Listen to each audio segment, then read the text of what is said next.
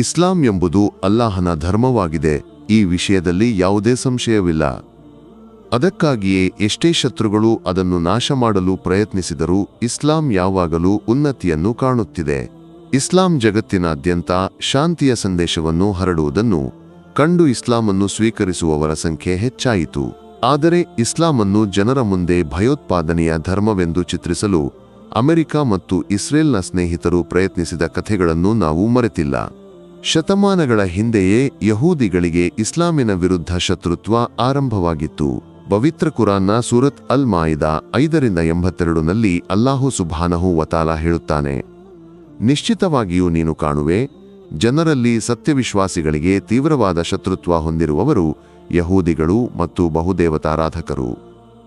ಮತ್ತು ನೀನು ಕಾಣುವೆ, ಜನರಲ್ಲಿ ಸತ್ಯವಿಶ್ವಾಸಿಗಳಿಗೆ ಹೆಚ್ಚು ಸೌಹಾರ್ದವಿರುವವರು ತಾವು ಕ್ರಿಶ್ಚಿಯನ್ನರೆಂದು ಹೇಳಿಕೊಳ್ಳುವವರು, ಏಕೆಂದರೆ ಅವರಲ್ಲಿ ಧಾರ್ಮಿಕ ವಿದ್ವಾಂಸರು ಮತ್ತು ಸನ್ಯಾಸಿಗಳಿದ್ದಾರೆ ಮತ್ತು ಅವರು ಅಹಂಕಾರವನ್ನು ತೋರಿಸುವುದಿಲ್ಲ.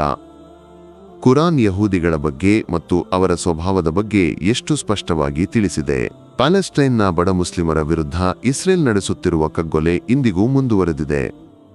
ಇಸ್ರೇಲ್ನ ಫಿರಂಗಿಗಳನ್ನು ಎದುರಿಸಲು ಕೈಯಲ್ಲಿ ಕಲ್ಲುಗಳನ್ನು ಹಿಡಿದು ನಿಂತ ಮಕ್ಕಳ ಚಿತ್ರಗಳು ಇಂದಿಗೂ ಮಾನವ ಮನಸ್ಸಿನಿಂದ ಮಾಸಿಲ್ಲ.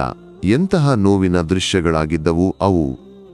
ಮುಸ್ಲಿಮರ ಪ್ರಥಮ ಆರಾಧನಾ ಕೇಂದ್ರವಾದ ಮಸ್ಜಿದ್ ಅಲ್ ಅಕ್ಸಾದಲ್ಲಿ ಒಡಕು ಸೃಷ್ಟಿಸಲು ಪ್ರಯತ್ನಿಸುವುದು, ಆರಾಧನೆಗಳನ್ನು ತಡೆಯುವ ದಯನೀಯ ದೃಶ್ಯಗಳನ್ನು ನಾವು ದಿನನಿತ್ಯ ಕಾಣುತ್ತಿದ್ದೇವೆ. ಪವಿತ್ರ ಮಸ್ಜಿದ್ ಅಲ್ ಅಕ್ಸಾದ ಬಗ್ಗೆ ಕುರಾನ್ನಲ್ಲಿ ಅಲ್ಲಾಹು ಹೇಳುವುದು, ಅದರ ಸುತ್ತಲೂ ಅವನು ಬರಕತ್ ಆಶೀರ್ವಾದವನ್ನು ಇಟ್ಟಿದ್ದಾನೆ ಎಂಬುದು. ಇದು ಪ್ರವಾದಿಗಳ ಮತ್ತು ಸಾಲಿಹಿನ್ಗಳ ಶರೀರಗಳು ಸಮಾಧಿಯಾದ ಪವಿತ್ರ ಭೂಮಿಯಾಗಿದೆ. ಚರಿತ್ರೆಯಲ್ಲಿ ಮಹಾನ್ ಪ್ರವಾದಿ ಮೂಸಾ ಅಲೈಹಿಸ್ಸಲಾಂ ಈ ಸ್ಥಳದಲ್ಲಿ ಮರಣಿಸಲು ಅಲ್ಲಾಹನಲ್ಲಿ ಪ್ರಾರ್ಥಿಸಿದ್ದರು.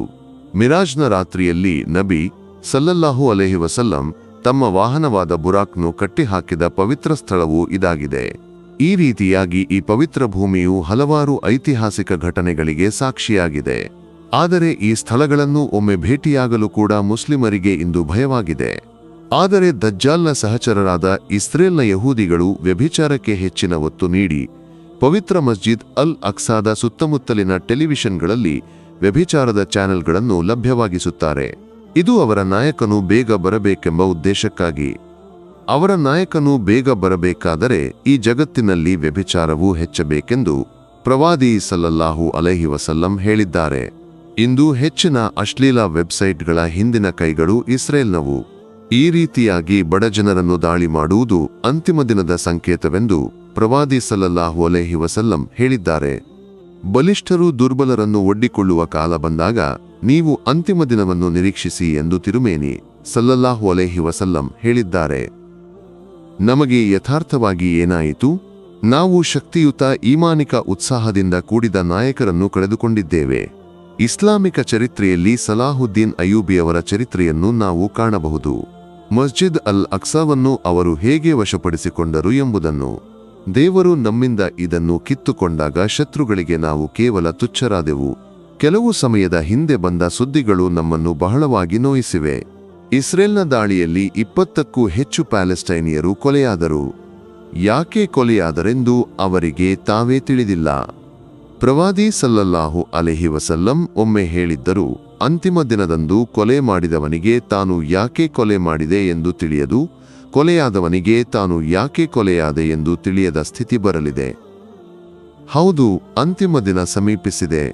ಆದರೆ ಇಸ್ರೇಲ್ಗೆ ಶತಮಾನಗಳ ಹಿಂದೆಯೇ ಪ್ರವಾದಿ ಸಲ್ಲಲ್ಲಾಹು ಅಲೈಹಿ ವಸಲ್ಲಂ ಹೇಳಿದ್ದರು, ಅಂತಿಮ ವಿಜಯ ಮುಸ್ಲಿಮರದೇ ಆಗಿರುತ್ತದೆ. ಪ್ರವಾದಿ ಸಲ್ಲಲ್ಲಾಹು ಅಲೈಹಿ ವಸಲ್ಲಂ ಹೇಳಿದ್ದಾರೆ, ಮುಸ್ಲಿಮರು ಮತ್ತು ಯಹೂದಿಗಳು ಪರಸ್ಪರ ಯುದ್ಧ ಮಾಡುವವರೆಗೆ ಜಗತ್ತು ಕೊನೆಗೊಳ್ಳುವುದಿಲ್ಲ.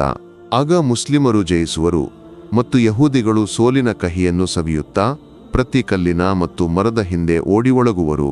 ಈ ಹದೀಸ್ಗಳನ್ನು ವಿವರಿಸುವಾಗ ವಿದ್ವಾಂಸರು ಹೇಳುತ್ತಾರೆ, ಆಗ ಮಸ್ಜಿದ್ ಅಲ್ ಅಕ್ಸಾ ಮುಸ್ಲಿಮರ ಕೈಯಲ್ಲಿರುತ್ತದೆ ಎಂಬುದಕ್ಕೆ ಇದು ಸೂಚನೆಯಾಗಿದೆ. ಅಷ್ಟೇ ಅಲ್ಲ, ಅಲ್ಲಾಹನಿಗೆ ಭಯಪಡುವ ಒಬ್ಬ ಆಡಳಿತಗಾರ ನಮಗೆ ನಾಯಕತ್ವ ವಹಿಸಲು ಇರುವನು. ಅವನು ಬೇರೆ ಯಾರೂ ಅಲ್ಲ, ಸಾಕ್ಷಾತ್ ಇಮಾಮ್ ಮಹದಿ. ಅಲ್ಲಾಹು ಸುಬ್ಹಾನಹು ವತಾಲ ನಮ್ಮೆಲ್ಲರನ್ನೂ ಇಮಾಮ್ ಮಹದಿಯ ನಾಯಕತ್ವದಲ್ಲಿ ಒಂದುಗೂಡಿಸಲಿ. ಆಮೀನ್.